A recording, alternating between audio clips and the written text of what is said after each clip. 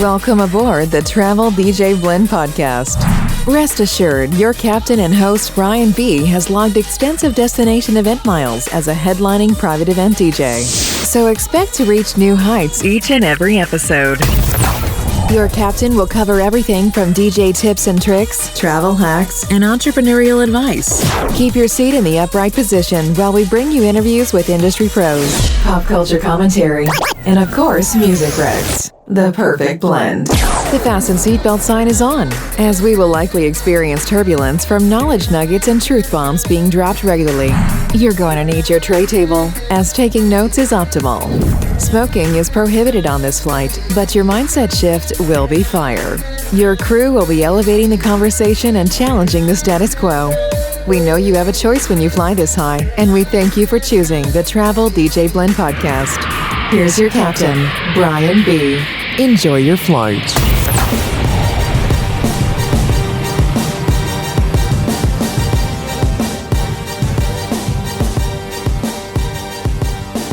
Well, hello everybody. Welcome to the Travel DJ Blend. I'm Brian B., your host, your captain, guiding you through another episode. If this is your first time, thanks for checking me out. Appreciate it. To give you a little preview on what you can expect on these episodes, I have 3 areas of focus. One is 301 business strategies, the second is one-of-a-kind music finds, and the third is travel hacks. So every episode will touch on one of those 3 or a combination of those 3 topical areas. Today's episode I'm entitling How to Prepare Yourself for the Next Level of Clients. This is in response to an episode I put out recently called Working with Billionaires. I got a lot of messages in my DMs and emails and even texts from people of like, hey, great information, but how do I get to the next level to work with people like that? And so I felt like this is a necessary episode. I probably should have started with this one before releasing that last one. Kind of putting the cart before the horse, I guess. And so today I want to help you. If you've been in that area of, man, I'm at the top of the mid-level market as an example, and I want to push through the next, but it's just not happening for me. Or maybe you don't catch a lot of those big weddings that are like the Lux style events. You get 1 or 2 every couple of years, but you're like, I'd love to get those more consistently. That's kind of what I want to talk about today. So I'm going to give you 3 broad areas, and then we'll dissect each of these. The first is what I call the pregame. These are the things you need to do before you can even go fishing for some of these bigger fish. The second area is going to be pricing. I want to talk through that area specifically. And then the third are funnels. Hey, private event DJs, are you still planning your clients' events with a Google Doc or a Spotify playlist? If so, let me help you out. Vibo is a music and event planning app for your clients that I've been using for years. Not only has it been a great perk in booking my services, but it's the only tool that has ever been mentioned in client reviews. Vibo saves you time. It syncs your music from your clients' requests in seconds, and it integrates with your music software of choice. Now here's an exclusive offer for my podcast listeners. Save $10 off your first month subscription by entering the promo code DJBrianB when booking your free demo on Vibo's website. This one small change will level up your business. Visit ViboDJ.com, enter the promo code DJBrianB, and book your free demo today.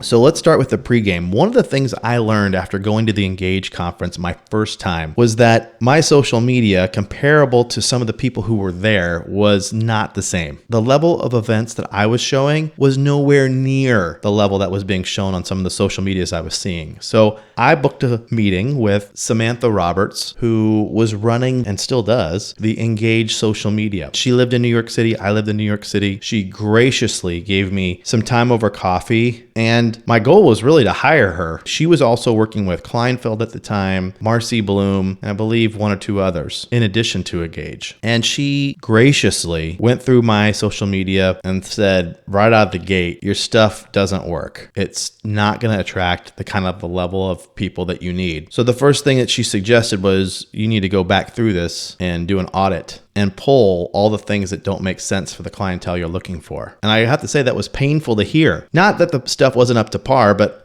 I just didn't want my stories to be gone, the things that had made me up to where I was. But I realized that she was right. And she said, if you don't want to pull all that stuff, at least the things you do post, make sure that they're in line with the best of the best events that you can throw out there. That was the first bit of advice that I was given. Then I started talking to other experts in the field, and probably the biggest takeaway that I can give you from those conversations is that working harder doesn't always produce better results, because if you're working the same way, you're probably just going to produce similar results. You have to change the way you're working. And similar to that social media example, I knew that the marketing and the sales and all of the things that I had been doing up to that point was only going to keep me at the mid-level. I was going to have to move up in the way that I worked. And that doesn't necessarily always mean spending more money, though it can. So that was the first realization, that working the same way will most likely produce similar results. So I have to work differently. The second realization was this: to really separate yourself from other people, not necessarily is it to be better, because that's in the eye of the beholder, that's subjective. But what you can define is your specialty. So niche down. The DJ industry is loaded with so many people who are all things to all men or all women. And that is, they offer a wide variety of things. And so you really don't know, what are they good at? You start to look like a diner offering all kinds of cuisines, and you're like, not all this can be good. Probably none of it is if they're doing this wide of an offering. So you might feel like you're limiting yourself by niching down, but I can tell you you're actually winning, because now you're standing for something. You have a defined lane that you can focus on. So obviously find something that you enjoy and want to do, but look at it as a positive and not a negative. Niching down doesn't mean less opportunities. It actually means more opportunities in the things that you love. So what does niching down mean? It doesn't mean I do DJ services only. That's a start, but you need to parse that out even more. What is the thing you're known for in your DJing? For me, it's about musical curation and storytelling. I want to tell a client's story through music. In the context of a wedding, this might be a little bit of individual stories and then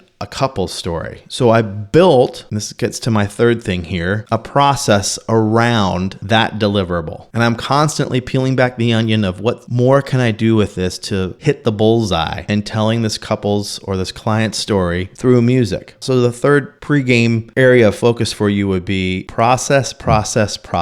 Define your process, stick to your process, preach your process. People will pay for somebody who is a specialist and has a process around what they do. And then the fourth thing I think that really got me to the next level was getting a mentor or a coach who is either at that level or works with folks to get them to the next level. Now, this isn't meant to be a commercial for myself, but I do have some coaching opportunities for you. If you're interested, you can just message me a couple different things that I offer. And because I've kind of pushed through, I think I can help you if that's something that you're interested in. So let me recap those 4 pregame, as I call it, things to getting you to the next level. 1, realize that working the same way will most likely produce similar results. The second thing is to niche down, define what your specialty is. Don't be a catch-all. The third is to define process and then continue preaching that process. And the last is to get a mentor or coach who works with folks at the next level or are there themselves. That will help get you to a place where you're ready for the next level of clients.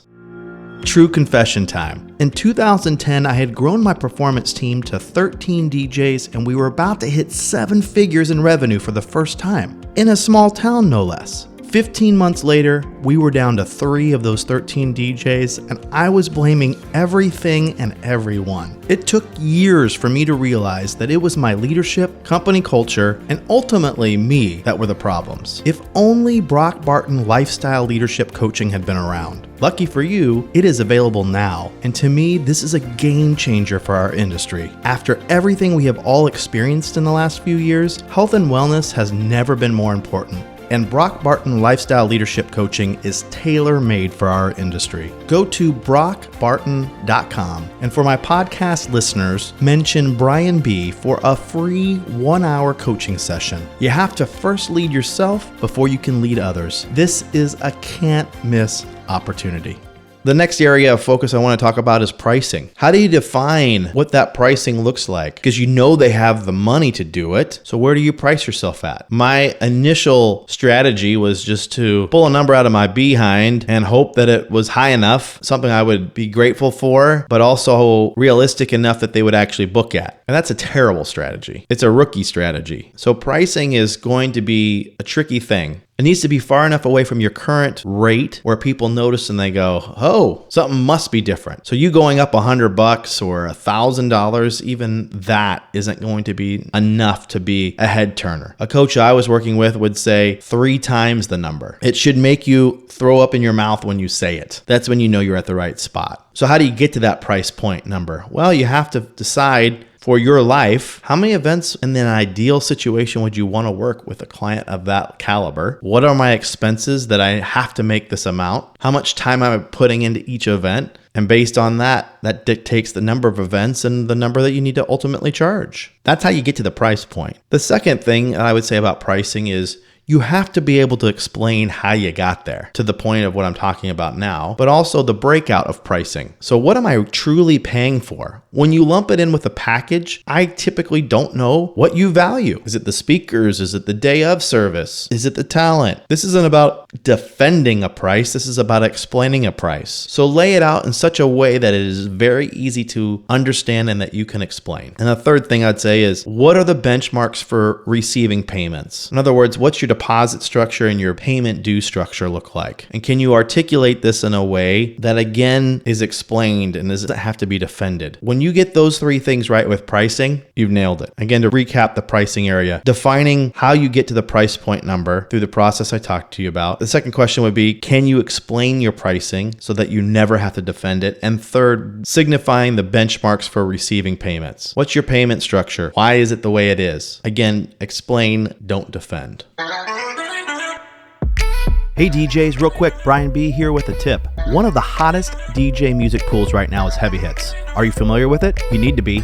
They cover literally every genre, from top 40 to hip hop to Latin to Afro beats and more. Not only that, but their curated playlists and charts, including trending Spotify and TikTok tracks, are second to none. The interface is easy to use, and they have a ton of exclusive edits, which I use on the regular. But you want to know the best part? For my podcast listeners, I have a special promo code that will give you a 30-day trial for $5. Yep, you heard that right, $5. Go to heavyhits.com and enter the promo code BrianB. That's heavyhits.com, and the promo code is BrianB, all one word, no spaces. Take advantage of this right now and up your music game today. So far we've covered some pre-game stuff, some pricing things, and the last area are funnels. There are 3 areas that I want to talk about here in the funnels. The first is social media. My experience has been as you punch up, paid social media is not going to be attracting that level of clientele. Your best bet is organic social media, which is contrary to everything you probably hear from social media experts. But remember, you're not looking for thousands of bites here. You're looking for the right kind of clientele, which my guess would be this would be under 100 amazing clients. So you want them to be rabid fans. You want this to be an organic find and them telling their friends. So it comes down to what content you're posting. Like I did, I would suggest doing a social audit and seeing if your social posts reflect where you want to go. And I covered this on another episode, but look at the different ways to tell stories. Storytelling is a tremendous opportunity for you to stand out in this day and age. Separate yourself from the pretty and become even more authentic with your postings and the way you do it. That will help you get yourself in front of the right people. The second funnel is going to be planners. The higher the budget, the more likely that you're going to be working with a planner. And generally, the higher end planners take on less and less events, and they're not working the mid-level events. So how do you get in front of them? Well, you need to attend things that they are attending. This is a long game approach, the planner route. But here's the good news. Though it may take longer, it'll also last longer, meaning the relationship. So don't expect to get business right away. It's going to be a development of relationships, and those should be organic. It shouldn't be forced. The second suggestion for you with regards to planners is to create your own showcase for them. Can you create an event experience for planners that can then become champions for you and your brand? If you have multiple people you're trying to push, what would an event like that cost you relative to what you would be able to earn in business? Just like anything, the better the event, the better the result. I think you'd be shocked on how you can create an event showcase for planners that will yield great results. Again, this is something I've done before. I can talk you through it. Definitely have this on your radar. And the third funnel, we've talked about social media, planners. The third one here, venues, places that you want to to work that are high end. You should be an expert of these venues. Doesn't mean you need to stay on property at a Ritz-Carlton necessarily, but potentially film a venue tour, post it on YouTube or on your socials. Let people know like what your vision is for an event space as you see it. And the other thing with venues that I would do is I would do an audit of who the creative partners are that work there. Are there any connections you already have? Can they put in a good word for you? Calling cold or trying to set up a meeting and try to get on a vendor list these days is virtually impossible. Very referral driven. So your best way in is through a creative partner or a planner that can push you to the venue. I'll never forget when I moved to New York City wanting to get on the Rainbow Room and the Plaza Hotel referral lists. When I went in cold, it was a cold reception. They just weren't interested. But when I had a creative partner who was already on that referral list say, hey, you got to have this guy on your list, I ended up on that list sooner rather than later. So that's what I have for you today. Those are just some ideas on how you can prepare yourself for the next level of clients.